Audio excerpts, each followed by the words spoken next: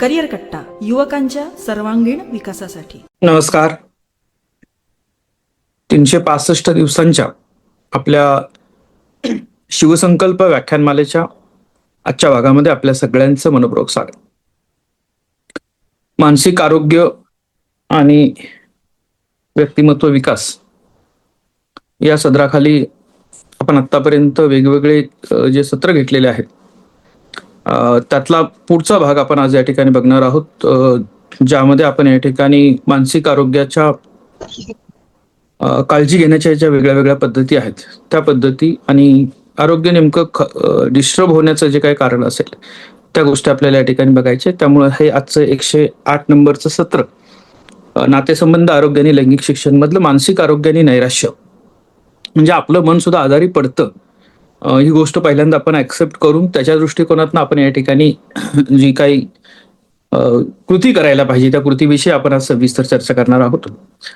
आज आपण एकमेकांच्या बरोबर तुम्हाला ज्यावेळेला मित्रमैत्रिणी भेटत असतात करत असतात आणि त्यावेळेला एकटा कोणीतरी बसलेला असतो जो त्रस्त असतो किंवा थकलेला असतो, त्याला जाणवत नाही की तो एकटा आहे, पण तो त्याच्या ह्याच्यात म्हणजे गर्दीत देखील तो या ठिकाणी एकटा असतो. हजारोंच्या गर्दीत देखील या ठिकाणी एकट्याशी बोलत असणारा किंवा या ठिकाणी स्वतःमध्ये मग्न असणारा असा विद्यार्थी देखील या ठिकाणी तुम्हाला दिसू शकतो. तो आजचा एकटा आहे, उद्याचा दिवस या ठिकाणी कदाचित तो वेगळा असू शकतो.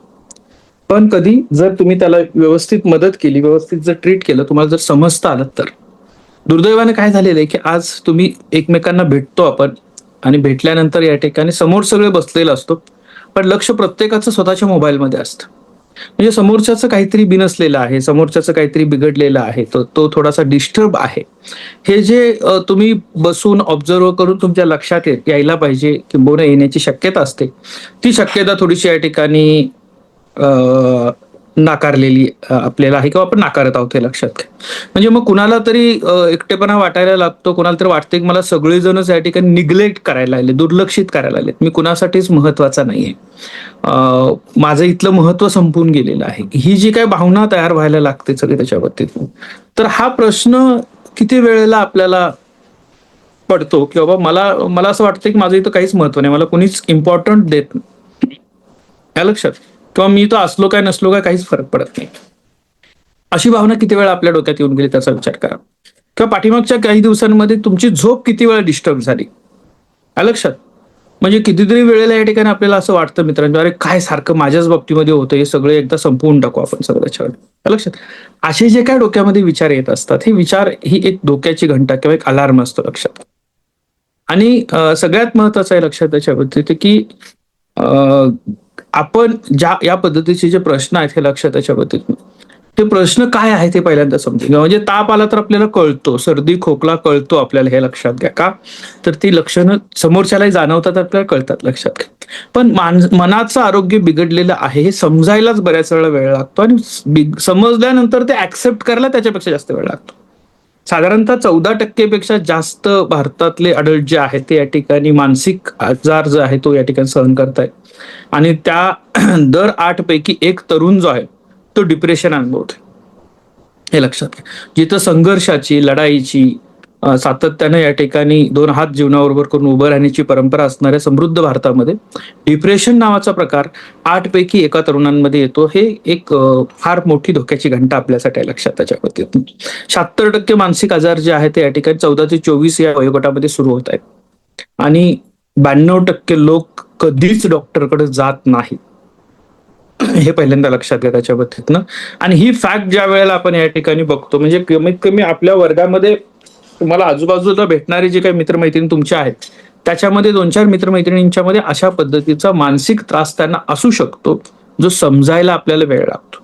सुदैवानं आपण इमोशनल इंटेलिजन्सचे काही कोर्सेस चालू केलेले आहेत, काही क्लब चालू केलेले आहेत आणि ज्या माध्यमातून तुम्हाला या ठिकाणी काही अपडेट्स मिळत आहेत, भावनांना नाव काय द्यायचं, त्या मॅनेज कशा करायच्या याचं ट्रेनिंग मिळतंय, ती या ठिकाणी एक सपोर्टिव्ह बाब असू शकते लक्षात घ्या. एखादा विद्यार्थी तुमच्या आजूबाजूला असतो, तो बोलका असतो, दिसायला चांगला असतो, सगळ्यांच्या बरोबर या ठिकाणी बोलत असतो, करत असतो त्याच्यामध्ये, आणि अचानकच या ठिकाणी सगळे त्याला अरे हा आपल्या वर्गातला सगळ्यात या ठिकाणी काय हुशार व्यक्ती आहे, आनंदी असणारी व्यक्ती आहे असं म्हणत असतो लक्षात घ्या. पण या ठिकाणी तो दिवसभर सगळ्यांना हसवतो, करतो सगळं त्याच्यामध्ये आणि घरी गेला की तो एकटाच रडायला लागतो लक्षात घ्या. म्हणजे इतरांना हसवण्याचं तो काम करतो. तुमच्यापैकी काही लोक असतील की जे सातत्यानं हसतमुख असतील, करत असतील, पण रडायचं जे असेल तर ते एकट्यात जाऊन रडतात. मुळात आपल्याला या ठिकाणी म्हटलं जातं की मर्द को दर्द नाही होता, असं म्हटलं जातं ना. म्हणजे मुलांनी रडलेलं मान्य न करणारी सोसायटी असते, हे लक्षात घ्या. रडूच नाही असं म्हटलं जातं, हे लक्षात घ्या. आणि मग तो एकटेपणामध्ये किंवा एकांतात या ठिकाणी रडलेलं, ते डायरीमध्ये त्याच्या नोंदी सापडल्या समजा काही, की आपण मी एकटा रडलो किंवा मला झोप लागत नाही, मला भूक लागत नाही, पण तो सगळ्यांच्या बरोबर या ठिकाणी आनंदाने असतो. 14 फेब्रुवारी सारखा सण येतो की बाबा, सणच म्हणतो आपण त्याला, उत्सव, व्हॅलेंटाईन डे, लक्षात घ्या. सगळ्यांचे कपल असतात आणि हा एकटाच असतो त्याच्या बाबतीत. मग त्याचा प्रश्न पडतो की मला कोण समजून घेईल, काय करेल. आता हे छोट्या छोट्या गोष्टी असतात, लक्षात घ्या. एक ट्रॅक मी जे सांगतोय तुम्हाला, तो अनिकेत नावाच्या एका मुलाची, 19 वर्षाच्या मुलाची स्टोरी त्याने डायरीत लिहिलेली आहे. 15 जानेवारी सगळ्यांना हसवलं, घरी आल्यानंतर मी तासभर रडलो, का रडलो माहित नाही. का लक्षात. 20 जानेवारी आज वडील म्हणाले तू सर्वांचा अभिमान आहे, पण मला वाटतं मी फसवणार आहे, मी खरा नाही. 1 फेब्रुवारी रात्री 3 वाजता झोप लागली नाही, भूक नाही, कुणाला सांगू, सगळे म्हणतील हुशार मुलगा, याला काय झालं, हा त्रास, याला काय त्रास आहे. 14 फेब्रुवारी व्हॅलेंटाईन डे, इंस्टाग्रामवर सगळ्यांचे कपल, मला फक्त प्रश्न पडतो मला कोण समजून घेईल. आणि 10 मार्चला त्याने ठरवलं आता बस, आता आपण थांबायचं आहे. 11 मार्चला अनिकेत जग सोडून गेलेला होता. ही स्टोरी समजून घ्या काय आहे ते. म्हणजे आजूबाजूला हसता खेळत आपल्याबरोबर असणारा एखादा मित्र, पाठीमागे त्याच्या काय चाललेलं आहे हे समजून जर कोणी घेत नसेल, त्याच्यावर असणाऱ्या जर या ठिकाणी आत चाललेली त्याची घालमेल जर समजत नसेल, तर एखादी व्यक्तीची एक्झिट झाल्यानंतर मग त्याचा काही उपयोग नसतो, हे लक्षात घ्या. त्यामुळे या सगळ्या गोष्टी ज्या आहेत, म्हणजे महिनाभर तो सगळ्यांना भेटायचा आणि की सगळ्यांना आय एम फाईन म्हणायचा, हसवायचा सगळ्यांना त्याच्यामध्ये, म्हणजे तो आनंदी होता असं नाही, लक्षात घ्या. लक्षात, म्हणजे एक हिंदी चित्रपटामधलं गाणं आहे, लक्षात घ्या. आप जो इतने मुस्कुरा रहे हो, वो क्या गम है वो जो छुपा रहे. म्हणजे काही वेळेला लोक दाखवण्याचा प्रयत्न करतात, म्हणजे आपल्याला रिअल लाईफ आणि रिअल लाईफ मध्ये तो फरक दिसतो. की बऱ्याच वेळेला या ठिकाणी आपण काय करतो की रिअल लाईफवर इम्प्रेस व्हायला लागतो, ते खरं मानायला लागतो. रिअल लाईफ ही दिखाऊ असते आणि त्याच्या कंपॅरिझन मध्ये अशा पद्धतीचं डिप्रेशन येऊ शकतं, हे लक्षात त्याच्या पद्धतीत. आता जसं ताप आला, हात फ्रॅक्चर झालं, हे जितकं गंभीर मानतो आपण, लक्षात घ्या, तेवढंच मला रडावंसं वाटते रोज, मला झोप येत नाही, माझ्यात उत्साह नाही, मला जगायचं नाही, लक्षात. ते सगळं सोडून द्यायचं आहे, ठीक व्हायचं. तू कमजोर आहेस, इतक्या सुखातही तू जर डिप्रेस असेल तर तू सर्वात मोठी चूक करतोयस. हे जे विचार आपल्या मनामध्ये येत आहेत, हे लक्षात घ्या.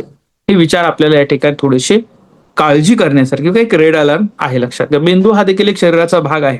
म्हणजे जसं हृदय आहे, यकृत आहे, मूत्रपिंड आहे, किंवा आपण या ठिकाणी किडनी म्हणतो, मेंदू बरोबर या ठिकाणी आजारपणाच्या काही गोष्टी घडू शकतात, मानसिक आजार घडू शकतात, ते पहिला ऍक्सेप्ट करणं गरजेचं आहे, लक्षात घ्या. आणि मग याच्यामध्ये झोप जाणं, भूक न लागणं, आनंदी न वाटणं, लक्षात, उत्साहपणा न वाटणं, किंवा या ठिकाणी सातत्याने काहीतरी टेन्शन, आणि टेन्शन कशाचंही असतं. म्हणजे काही लोकांचे प्रश्न असे असतात, लक्षात घ्या, की जर इराण आणि अमेरिकेचं युद्ध थांबलंच नाही आणि जर माझं लग्न झालं तर मुलांना या ठिकाणी किती महागाई जगायला लागेल. हा प्रश्न 16 वर्षाच्या मुलाला पडतो, लक्षात, आणि तो विचार करायला लागतो. कुठेतरी या ठिकाणी तुम्हाला तुमच्या नखांच्यावर काहीतरी मार्क दिसतात वेगळे, मग तुम्ही तो फोटो काढता आणि नेटला अपलोड करता. अपलोड केल्यानंतर ते नेटवरचं AI सांगतं की या पद्धतीचे मार्क तुमचे असतील, म्हणजे हे एका दुर्मिळ कॅन्सरचं लक्षण आहे. आणि मग या ठिकाणी मग तो त्याचाच विचार करायला लागतो की अरे आता मला कॅन्सर झाला, मग तो दुर्मिळ आहे, मग कुणाला मी सांगितलं तर कळणार नाही. म्हणजे हे जे काही वेळेला ओव्हर थिंकर आपण असतो, नसणाऱ्या समस्या फार मोठ्या केलेल्या असतात आणि कशाच्याही समस्या बाळगू शकतात, लक्षात घ्या.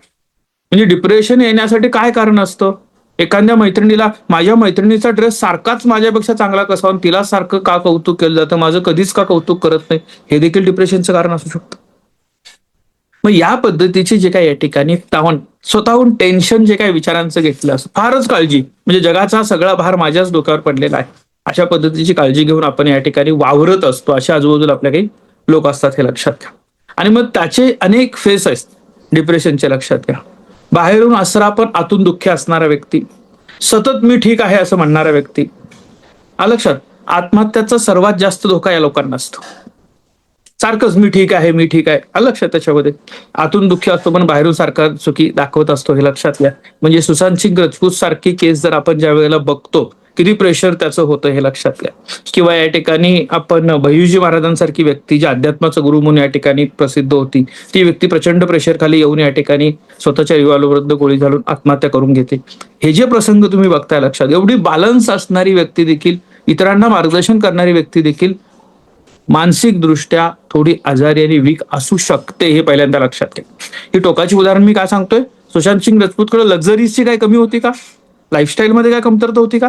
काहीच नाही. चांगल्या पद्धतीच्या सगळ्या फॅसिलिटी होत्या, तरी देखील त्याला ते प्रेशर सहन करता आलं नाही. लक्षात घ्या. त्याच्यामध्ये कम्पॅरेटिव्हली याच पद्धतीचे किंवा थोडे आरोप जर करता समजा पॉलिटिकल लिडर्सच लागले, ते काय फरक पाडून घेतात का अशा गोष्टींचा? ते सोडून देतात, चला असं काही काय घडतंय ते होऊ दे, बघू आपण सगळं त्याच्यावर. लक्षात, अशा अनेक प्रसंग तुमच्या आजूबाजूला बघायला मिळतील. तुम्ही सहन कसं करताय, फेस कसं करताय, हे फार महत्वाचं आहे. लक्षात, काही हाय फंक्शनिंग डिप्रेशन असतं, म्हणजे काय, सातत्यानं या ठिकाणी अभ्यासात असणं, उत्कृष्ट कामात असणं, रात्री एकटंच रडतात. लक्षात, सक्सेसफुल पण आतून रिकामे असतात, अशी काही लोक असतात. लक्षात घ्या. त्याचबरोबर या ठिकाणी काही वेळ 12 तासापेक्षा जास्त झोपतात, जास्त खात असतात. लक्षात, त्यांना सकाळच्या वेळेला जरा जास्त त्रास होत असतो. म्हणजे आपल्या आजूबाजूला असं नुसतंच खात असतात का नुसतंच जास्त या ठिकाणी झोपत असतात. लक्षात घ्या. ही जे काही छोटे छोटे बदल असतात लक्षात घ्या, आपल्या आजूबाजूला असे दिसतात, त्याच्यावर का आपल्यातलं आपण असं काही करतोय का, हे पहिलं आयडेंटिफाय करणं गरजेचं आहे.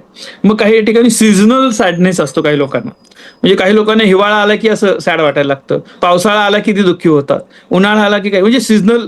काही लोकांचं सूर्यप्रकाश कमी आला तरी या ठिकाणी त्यांना हे व्हायला लागतं, व्हिटॅमिन डी कमी पडत असेल किंवा या ठिकाणी ते जास्त त्यावेळेला आपल्याला जास्त डिप्रेस झालेले बघायला मिळतात. लक्षात घ्या. त्याच्यानंतर या ठिकाणी काही गोष्टी म्हणजे बाळंतपणानंतर आईला म्हणजे 10 ते 20% भारतीय मातांना या ठिकाणी थोडंसं डिप्रेशन त्या काळामध्ये जाणवतं, हे लक्षात घ्या. तरुणांचं जे काही डिप्रेशन आहे, राग, चिडचिड, अभ्यासामध्ये घसरण, सोशल मीडियावर जास्त वेळ जाणं आणि मित्रांनी जर सोडलं तर जास्त टेन्शन येतं. लक्षात, हा एक भाग आपल्याला तुम्ही रिलेट करत असाल आपल्या आजूबाजूला घडणाऱ्या घटनांच्या मधनं, हे लक्षात घ्या.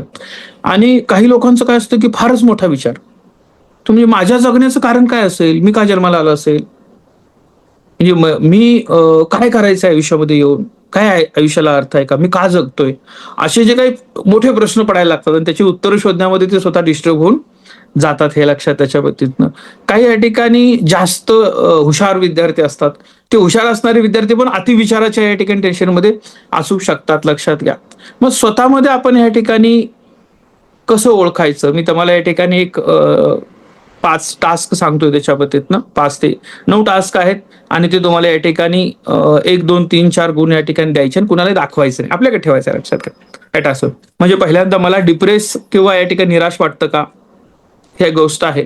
मग ती 1 दिवस वाटतं, 2 दिवस वाटतं, म्हणजे मला कधीतरी वाटतं, कधीच वाटत नाही तर 0 मार्क द्यायचे. काही दिवस वाटतं, काही दिवस नाही तर 1 मार्क द्या. फ्रिक्वेन्सी जास्त आहे तर 2 मार्क द्या. आणि जवळजवळ रोजच मला या ठिकाणी निराश वाटल्यासारखं वाटतं तर 3 मार्क द्या. अशा पद्धतीने क्रायटेरिया ठेवू. आता आवडत्या गोष्टीत रुची कमी होते. पुस्तक वाचायला आवडत होतं, आता अजिबातच आवडत नाही. मित्रांच्यावर गप्पा मारायला आवडत होते, अजिबातच आवडत नाहीत. कधीतरी आवडत नाही पण दररोज हे करतात. अशा पद्धतीने मार्किंगचा हा दुसरा भाग. तिसरा, झोपेची समस्या, म्हणजे झोप मला या ठिकाणी एकतर कमी आहे किंवा खूप जास्त आहे. रेग्युलरची 7 ते 8 तासाची झोप आपण म्हणतो, त्याच्यापेक्षा जास्त तुम्ही 12-12, 15-15 तास झोपताय का, किंवा अगदीच 2 आणि 3च तास फक्त झोपताय का, त्याची फ्रिक्वेन्सी कशी आहे, याच्यावर तुम्ही 1 ते 3 पद्धतीने मार्क द्या.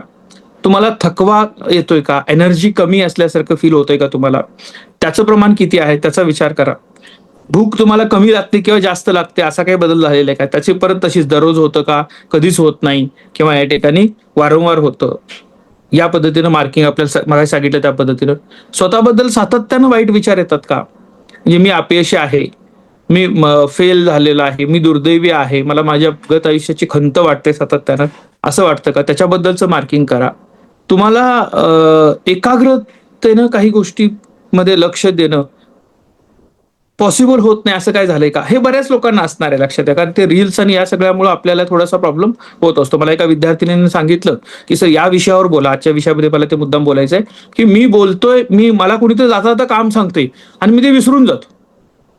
म्हणजे समोरच्यानं सांगितलेलं असतं पण माझ्याकडनं ते स्किपच होऊन जातं सगळं त्याच्यामध्ये. असं का घडतं त्याच्यामध्ये, आलं लक्षात. तर ह्या सगळ्या गोष्टी आपल्याला थोड्या थोड्या या ठिकाणी बघायच्या आहेत. हे का घडतं, त्याचं कारण काय, त्याचं या ठिकाणी एकाग्रता या ठिकाणी आपली कमी झालेली आहे का, अभ्यासामधली असेल, एखाद्याचं ऐकण्यामध्ये असेल, काही गोष्टी तुम्हाला आवडीच्या करण्यामधली एकाग्रता कमी झाली का, तुमच्या हालचाली मंद झालेल्या आहेत का, म्हणजे आपल्याला ते जाणवतो सुस्ती आल्यासारखं, हे लक्षात घ्या. ऍक्टिव्हनेस जो बॉडी मधला असतो तो आपल्याला या ठिकाणी कमी झालेला असतो, लक्षात घ्या. आणि चुकून कधीतरी असा विचार येतो का, हे वाक्य फार निगेटिव्ह आहे लक्षात त्याच्यामध्ये, की कुणाला तर त्रास देण्यापेक्षा मीच या जगातनं निघून गेलेलं बरं, असा विचार येतो का. याचं मार्किंग करा, हे लक्षात घ्या. आणि याचं मार्किंग केल्यानंतर या ठिकाणी जर तुम्हाला 0 ते 4 मार्क असतील ह्या 9 पैकी, लक्षात घ्या, तर तुम्हाला काहीच त्रास नाही, तुमची जीवनशैली या ठिकाणी सकारात्मक ठेवू शकता. 5 ते 9 या गटामध्ये तुम्ही जर आलात तर सौम्य डिप्रेशन आपल्याला आहे, आपण थोडं काउन्सिलरशी बोलू शकतो, माहिती घेऊ शकतो, हे लक्षात घ्या. 10 ते 14 मध्ये जर या चार्टमध्ये मार्क आपल्याला मिळाले तर आपल्याला थोडीशी थेरपीची किंवा डॉक्टरांची गरज आहे, हे लक्षात घ्या. आणि जर करता या ठिकाणी याच्यापेक्षा 15 ते 19 पर्यंत तुम्ही गेलात तर आपल्याला थोडंसं त्वरित कन्सल्टेशन डॉक्टरांची भेटण्याची गरज आहे, लक्षात घ्या. यात जर चुकून तुम्ही 20 ते 27 मार्कांच्या पर्यंत जर गेलात तर लक्षात घ्या, आपल्याला तातडीनं हेल्पलाईनची मदत घ्यायची आहे. मित्रांनो, पहिल्यांदा मी एक सांगतोय, लक्षात घ्या, की हे 9 प्रश्न किंवा आणि वेगळ्या वेगळ्या थेरी असू शकतात. हे सेल्फ असेसमेंट केल्यानंतर आपल्याला डॉक्टरांच्याकडे जायला लागावंसं वाटणं, याचा अर्थ काय आहे, याचा मानसिक आरोग्य काळजी घेणं म्हणजे वेड्याच्या हॉस्पिटलला जाणं असं नाही, हे लक्षात घ्या. मुळात मेंटल हेल्थ म्हटलं की आपण त्याला मेंटल ठरवतो, लक्षात, म्हणजे तो काय पागल झालेला आहे, तो वेडा झालेला आहे, म्हणून तो मानसिक सायकोलॉजिकल उपचार घेतोय, म्हणजे काय, मानसिक या ठिकाणी आरोग्यावर या ठिकाणी कुणाकडे तर जातोय, म्हणजे तो आजारी पडलाय, ठीक आहे. पण याचा अर्थ तुम्ही वेडे झालात असा होत नाही, लक्षात घ्या. जसं या ठिकाणी ताप आल्यानंतर, सर्दी झाल्यानंतर गोळी घेणं गरजेचं आहे, तेवढंच महत्वाचं आहे की मानसिकदृष्ट्या जर काही तुम्हाला आजारपण वाटत असेल तर ते समजून घेणं, स्वतः ऍक्सेप्ट करणं आणि तुम्हाला या ठिकाणी एक स्टेज पुढे जाऊन कन्सल्टेशन घेणं. आणि मग यासाठी चांगल्या हेल्पलाईन उपलब्ध आहेत, हे लक्षात घ्या. करिअर कट्टा देखील एक हेल्पलाईन चालू करते पुढच्या आपल्या 15 जुलैला, हे लक्षात घ्या. आणि मग या हेल्पलाईन कशासाठी, बोलण्यासाठी असतात. येणाऱ्या कालावधीमध्ये प्रचंड मोठ्या प्रमाणामध्ये कॉर्पोरेट स्ट्रेस ज्याच्याकडे आहे, नोकरीचं टेन्शन ज्याच्याकडे आहे, नातेसंबंधांमध्ये वेगवेगळ्या पद्धतीचं टेन्शन जिथं असणार आहे, अशा वेळेला या हेल्पलाईन, म्हणजे आता शिवार नावाचा आमचा एक विनायक हेंगाना नावाचा मित्र आहे, तो शेतकऱ्यांसाठी शिवार नावांची हेल्पलाईन चालवतो, लक्षात घ्या. आणि त्या हेल्पलाईनवर काय असते, शेतकरी फोन करतात, अरे माझं बँकेचं कर्ज नाही फिटत आहे, माझं 7/12 या ठिकाणी तिथं अडकलेला आहे, मला या ठिकाणी फार अडचणी येत आहेत, मुलगा व्यवस्थित बोलत नाही, पावसाने इतकं पीक खराब झालं, आता काय करावं असं वाटत नाही, मुलीचं लग्न पुढे आलेलं आहे, असे असंख्य कॉल त्या हेल्पलाईनला येत असतात, लक्षात घ्या. आणि कधीही येतात, म्हणजे रात्री 2 वाजता कधी कधी फोन करतात, 11 वाजता कधी कधी फोन करतात, सकाळ सकाळी पहाटे या ठिकाणी फोन केला असता, दुपारच्या वेळ, ज्या वेळेला असं वाटतं त्या कोणीतरी बोलायला असणं ही आपल्या समाजाची गरज झालेली आहे, मित्रांनो. कारण आपण थोडेसे अलिप्त व्हायला चालले, समाजापासून वेगळे व्हायला लागलो, कुटुंब छोटं होत चाललेलं आहे, आपलं या ठिकाणी एक्सप्रेस करण्याची जी काही या ठिकाणी पद्धत आहे ती कमी व्हायला लागलेली आहे. पण हे सामान्य आहे, हे पहिल्यांदा लक्षात घ्या. ज्या वेळेला तुम्ही हे स्वीकाराल की हे होणं म्हणजे माझ्यात काय फार मोठा बिघाड झाला असं नाही, पण तो वेळेत दुरुस्त करणं गरजेचं आहे. ताप आलाय म्हणून या ठिकाणी तसंच तुम्ही काढू शकता का, जास्त वेळ ताप आला म्हणून काढला तर मग त्याचे पुढचे परिणाम माहिती आहे तुम्हाला काय होऊ शकतात. ते सर्दी झाली म्हणजे औषध घेतोच आपण त्याच्यामध्ये, 2-3 दिवसात जर करता या ठिकाणी हे नाही झालं तर, अशा पद्धतीनं तुम्हाला कुठंतरी याची काळजी घेतली पाहिजे. मानसिक आरोग्य डिस्टर्ब आहे याचा अर्थ असा नाही आहे की तुम्ही या ठिकाणी फार खराब झालेला आहात, अपयशी झालेला आहात. कन्सल्टेशन करतोय आपण, कोणीतरी स्वतः घेतोय किंवा कोणीतरी आपला मित्र करतोय, त्याची खिल्ली देखील उडवायची नाही, हे पहिल्यांदा लक्षात घ्या. नाहीतर हाय तो बघा, तो त्याला मानसोपचाराची गरज पडलेली आहे, मानसोपचार तज्ञाची गरज पडली म्हटली की वेगळ्या पद्धतीने हसतोय आपण, लक्षात. थोडासा डेटा काढा तुमच्या लक्षात येईल. तुम्ही जर AI ला हे प्रश्न विचारले की बाबा काय डिप्रेशन किती लेवलला आपल्या इथं आहे आणि काय परिणाम होत आहेत, तर त्यातलं सगळ्यात महत्वाचं कारण काय होतं की आपण पुढे येऊन बोलायला तयार होत नाही. बोलायला तयार झालो तर आपली या ठिकाणी आजूबाजूच्या याच्यामध्ये या ठिकाणी थट्टा केली जाते. मित्रांनो, हे वय तुमचं जे कर्तृत्व सिद्ध करण्याचं वय आहे, या वयामध्ये आत्महत्येचा विचार एखाद्या मित्राच्या मनात येत असेल तर ते किती दुर्दैवी आहे. आणि ते आपल्या किंवा आपल्या मित्राच्या डोक्यात तो विचार येऊ नये, आणि जरी आला तरी त्याला या ठिकाणी तो बाजूला सारता यायला पाहिजे. एवढं हेल्दी कम्युनिकेशन जे आहे ते कुठंतरी मिस आहे, तर ते असू द्या. ते फार गरजेचं आहे, लक्षात घ्या. आणि पर्याय उपलब्ध आहेत. आज काळ बदललाय, लक्षात घ्या. आज तुम्हाला या ठिकाणी पुणे, मुंबई, दिल्ली किंवा आंतरराष्ट्रीय पातळीवरचा जरी असेल तर कन्सल्टंट उपलब्ध आहे. हेल्पलाईनवर तुम्ही बोलू शकता. तुम्हाला तुमच्या प्रश्नांची उत्तरं मिळू शकतात. बऱ्याच वेळा एक लक्षात त्याच्या बाबतीतनं उत्तरं फार सोपी असतात प्रश्नांची, फक्त तो अँगल ब्लॉक झालेला असतो आपण एककल्ली विचार करत असल्यामुळे. आणि तटस्थपणे कोणीतरी ते ऐकून घेतलं तर त्या प्रॉब्लेमचं सोल्युशन मिळू शकतं, हे लक्षात घ्या. म्हणजे ओझा सर म्हणून एक आहे, ज्यांचे व्हिडिओ वगैरे तुम्ही ऐकले असतील, लक्षात घ्या. त्याच्याबद्दल त्यांनी एक किस्सा सांगितलेला आहे की त्यांनी काय सांगितलं त्याच्यामध्ये, लक्षात घ्या की त्यांच्याकडे एक मित्र या ठिकाणी, म्हणजे त्यांचा विद्यार्थी, सगळ्यांना मित्र म्हणतात, त्यांचा विद्यार्थी मित्र गेला, तो त्याने म्हणाला की सर माझं आयुष्य सगळं संपलं, ती मला सोडून गेली, आता माझ्या आयुष्यामध्ये काहीच नाही, मी तिच्यावर भरभरून प्रेम करायचो, लक्षात. त्यामुळे मला असं वाटतंय की सर आता बस मी तुम्हाला शेवटचं भेटायला आलोय सर. सर म्हटलं अरे प्रेम तू करायचंस का ती करायची? तर मी भरपूर करायचो. मग ती गेली तर दुसऱ्यावर पण तेवढंच करू शकतोस ना, कारण ओरिजिन तू स्वतः आहेस त्याच्यामध्ये. तो पडदेशी म्हटला अरे सर हे मी विचारच नाही केला त्याच्याबाबतीतनं, चला आता या ठिकाणी काय मरणा कॅन्सल म्हणतो ना, तो शोलेचा डायलॉग जसा आहे तो याचा धर्मेंद्रचा, त्या पद्धतीनं त्याच्यामध्ये जो बदल झाला तो विचार, बऱ्याच वेळा आपण एककल्ली विचार करत असतो, हे लक्षात. आणि मग म्हणजे कर्ज फेडलं नाही तर या ठिकाणी माझी लिलाव होईल किंवा बदनामी होईल त्याच्या बाबतीतनं. पण याचा विचार करतोय का आपण त्याच्यामध्ये की याच बँकांच्या माध्यमातून हजारो कोटी रुपयाची कर्ज घेऊन जाऊन परदेशामध्ये लोक निवांत या ठिकाणी एन्जॉय करतायत. त्यांच्यावर या ठिकाणी कितीतरी पेपरला बातम्या आल्या, कारवाई झाली, सगळी झाली, त्याच्यामध्ये हे निराश होत आहेत का? हे झगडतायत त्याच्यामध्ये. झगडतायत म्हणण्यापेक्षा ते निर्लज्ज होऊन जगतायत. निर्लज्जम सदा सुखी म्हणतो त्या पद्धतीने, लक्षात घ्या. आपल्याला निर्लज्ज होण्याची गरज नाही, पण जगण्यासाठी खंबीर होण्याची गरज आहे, लक्षात घ्या. आणि हे मानसिक आरोग्य हा जो काय भाग आहे तो लक्षात घ्या मित्रांनो, की मी वारंवार सारखं ठीक आहे, बारकाईने लक्ष द्या.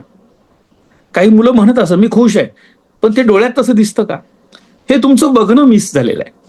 तुम्ही मोबाईलमध्ये बघत असता, त्यामुळे मी आनंदी आहे, मला काहीच झालं नाही असं म्हणणाऱ्या मित्राच्या, मैत्रिणीच्या डोळ्यातला मोकळेपणा, रिकामापणा, निराशा ही टिपण्याची तुमची सवय संपून गेलेली आहे. तिकडे लक्ष देणं गरजेचं आहे, लक्षात घ्या. सोशल मीडियावर या ठिकाणी एकदमच शांत, काहीच टाकत नाही, सारख्या पोस्ट ते टाकत नाही. किंवा काही लोक असतात ज्यांचे स्टेटस बघितले ना, इतके भयंकर स्टेटस, सारखं 8, 10, 15, 20, 25 स्टेटस लावलेले असतात, 100 स्टेटस लावलेले असतात दिवसाला, हे लक्षात घ्या. दररोज स्टेटस लावलेले असतात, हे लक्षात. आणि काही असं अचानकच बंद होऊन जातं. म्हणजे मी तुम्हाला गंमत सांगतो, मला काल आमचे मित्र आहेत राजभवन मध्ये, पाटील साहेब म्हणून, त्याच्यामध्ये त्यांचा मला काल अचानकच फोन आला, सर गेल्या 1 महिन्यात तुम्ही एक पण पोस्ट नाही टाकली सोशल मीडियाला, म्हणून मी फोन केला. मी म्हटलं सर कॉलेजेस बंद आहेत, माझा कुठं दौरा झालेला नाही, त्यामुळे मी पोस्ट टाकली नाही. हे म्हटले सर आम्हाला वाचायची सवय आहे, काहीच टाकलं नाही म्हणून मी फोन केला तुम्हाला. असे ऑब्झर्व्हर आहेत, हे लक्षात घ्या.